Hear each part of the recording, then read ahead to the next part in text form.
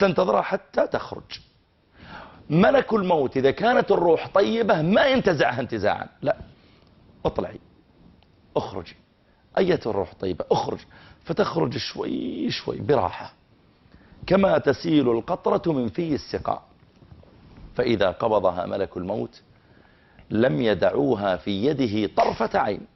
ملائكة الرحمة تقول احنا أصلا ننتظرها من زمان، هذه ما تكون في يدك أنت، تكون في أيدينا نحن. لم يدعوها في يده طرفة عين حتى يأخذوها ويجعلوها في ذلك الكفن اللي من الجنة. لك أن تتخيل كفن نازل من الجنة. قال فيصعدون بها إلى السماء. الآن مات خلاص، الجسد أخذه أهله ويذهبون به إلى المستشفى استخراج شهادة وفاة أو إلى المغسلة ليغسل، خلاص يتعاملوا معه ميت وروحه في السماء. إن كان طيبا جعلت الروح تنتظر أن تعود فيه لتتنعم أكثر، وهو يقول عجلوا بي عجلوا بي، عجلوا خلصوا غسلوني. وإن كان خبيثا يقول يا ويلها أين تذهبون بها. ترتفع روحه مع الملائكة، يصلون إلى السماء الأولى فيستفتحون، فتقول الملائكة حرس السماء الأولى من هذا؟ فيقولون هذا فلان ابن فلان بأطيب أسمائه التي كان يسمى بها في الدنيا. إن كان يحب أن يسمونه في الدنيا مثلا أبو عبد الرحمن، قالت الملائكة هذا أبو عبد الرحمن. إن كان يحب أن يسمى مثلا هذا أحمد ولا خالد ولا طارق ولا سليمان ولا، قالت هذا سليمان هذا طارق هذا، بأحب أسمائه. شوف الاحترام يا أخي التي ينادى بها في الدنيا. فتفتح الملائكة ثم يأتون للسماء الثانية، افتحوا، يقولون من هذا؟ هذا فلان ابن فلان. فتفتح الملائكة السماء الثانية، ثم يصعدون للسماء الثالثة، من هذا؟ فتقول الملائكة اللي حاملته هذا فلان ابن فلان. كيف ما تفتحون له؟ هذا بيصل إلى فوق إلى السماء السابعة. فتفتح أبواب السماء سماء سماء حتى يصل إلى السماء السابعة.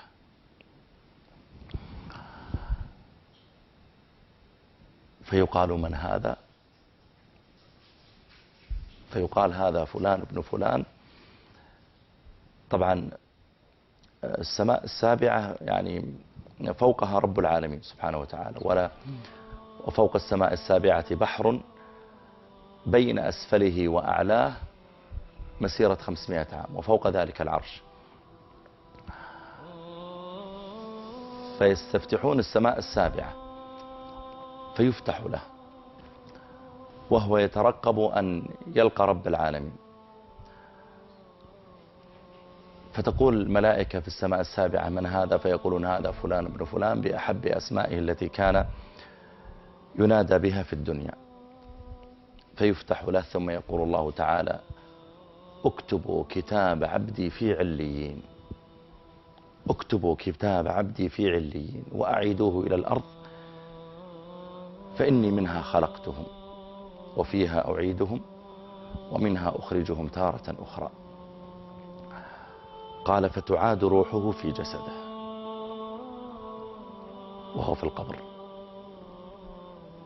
فيأتيه ملكان فيقعدانه، فإذا أقعداه قال له من ربك؟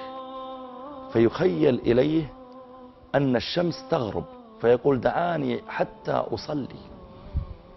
شوف يا أخي القلب اللي معلق، يقول اتركوني أصلي بعدين أجاوبكم. فيقولون إنك ستفعل لكن من ربك؟